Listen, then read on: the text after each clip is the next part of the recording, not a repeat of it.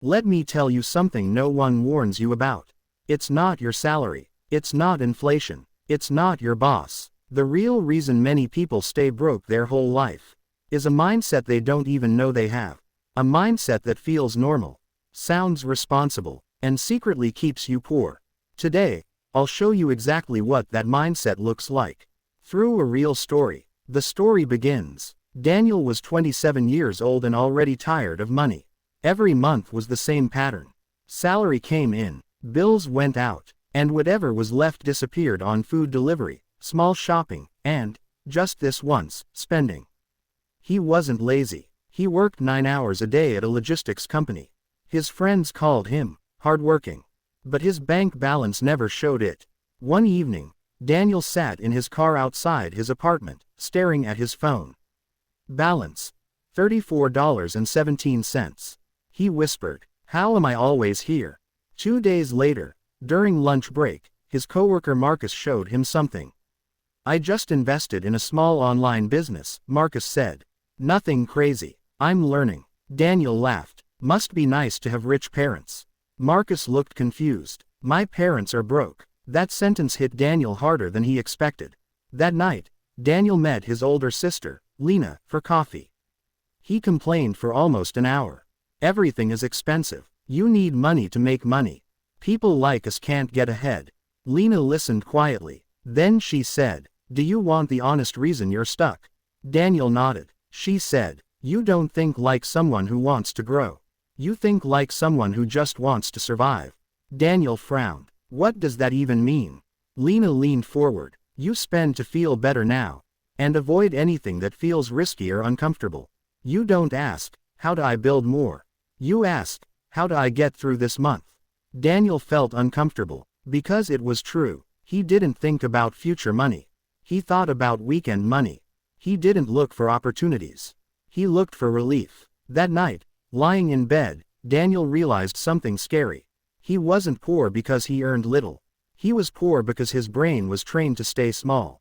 And he had no idea how to change it yet. The next day at work, Daniel couldn't focus. Numbers on his screen blurred together. His sister's words kept repeating in his head. "You think like someone who wants to survive, not grow." During lunch, he sat with Marcus again. "Can I ask you something?"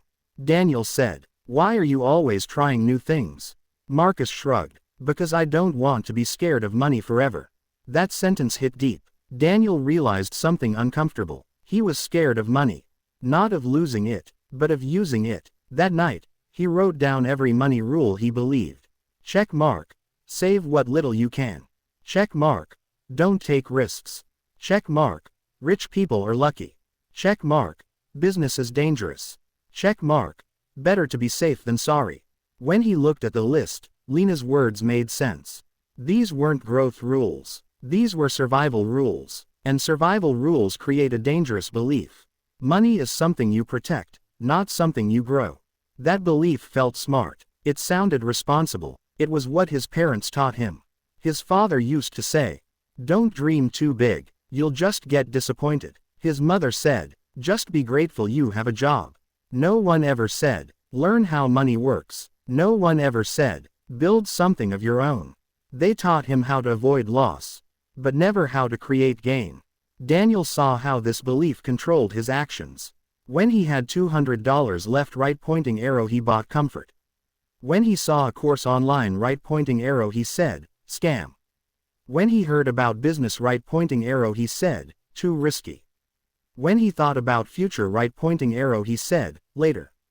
His mind wasn't asking, "How do I make more?" It was asking, "How do I not lose what I have?" And that question kept him in the same place. That weekend, he met Lena again.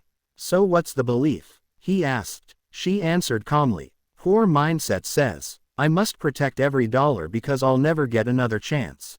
Rich mindset says, I must use dollars to create more dollars." Daniel went quiet. He realized something painful. He didn't fear being broke. He feared trying and failing. And his mindset used being realistic as an excuse to stay small. That night, Daniel understood the trap. The mindset that keeps people poor isn't laziness. It's playing defense forever. And defense never wins the game. After realizing his belief about money, Daniel started noticing it everywhere. At work, his boss announced an opening for a training program. It could lead to a promotion, the boss said. But it will mean extra hours for 3 months. Daniel's first thought was automatic. That's too much effort, and what if I don't get it? Marcus raised his hand immediately. I'll do it. Later, Daniel asked him, aren't you scared it won't work? Marcus said, of course, but scared with a chance is better than safe with none. That sentence stayed with Daniel. Daniel saw how his mindset affected his spending too. When he felt stressed, he bought things, fast food, gadgets, clothes he didn't need. It wasn't because he wanted them. It was because his brain said, enjoy now. The future is uncertain. That's the survival mindset. It treats the future like a threat, instead of an opportunity. Then came the relationship test. One evening, his girlfriend, Maya, said, I want to start a small online shop. Daniel replied instantly, that's risky. You could lose money. Maya looked hurt. You always think like that, she said. Like growth is dangerous. Daniel didn't answer, because he knew it was true. His mindset wasn't protecting them. It was shrinking them. He also noticed something else. Whenever he got extra money, he spent it like it was a reward. Instead of, I can invest this. He thought, I deserve this. And reward spending feels good. But it builds nothing. One night, Daniel compared himself with Marcus. Same age, same job, different future. Marcus was learning skills, trying things, failing sometimes. Daniel was surviving perfectly, and that was the problem. Survival feels safe, but it keeps you exactly where you are. Daniel finally admitted the truth. My mindset is not broke. It's afraid. Afraid of learning. Afraid of risk. Afraid of looking stupid. And fear disguised as common sense was running his life. Daniel didn't become rich overnight. But something changed inside him. Instead of asking, how do I survive this month? He started asking, how do I grow this year? The first thing he changed was how he used money.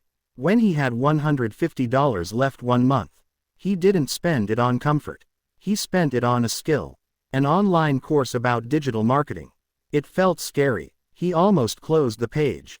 His old mindset whispered, what if this is a waste? His new mindset replied, what if this is a seed? He studied at night after work. Tired, frustrated, but hopeful. 2 months later, he helped a small local business run ads on social media. They paid him $300. Not life-changing, but proof. For the first time, his money had made more money. His mindset shifted again. When work offered overtime, he didn't take it automatically. He asked, does this build skill or just time? When Maya talked about business again, he didn't shut her down. He said, let's try small. They failed once, then tried again. Daniel stopped seeing risk as danger. He saw it as tuition. The biggest change was how he talked to himself. Old voice, don't lose what you have. New voice, build what you don't. He still had bills, still had fear, but now he had direction. Years later, Daniel wasn't rich, but he was free from panic, and that was the real wealth. Because the mindset that keeps you poor is not about money. It's about fear pretending to be wisdom. And the mindset that sets you free is seeing money not as something to protect, but as something to multiply. If your only goal is survival, you'll always feel broke. But if your goal is growth, money becomes a tool, not a cage. And that's the mindset no one tells you about.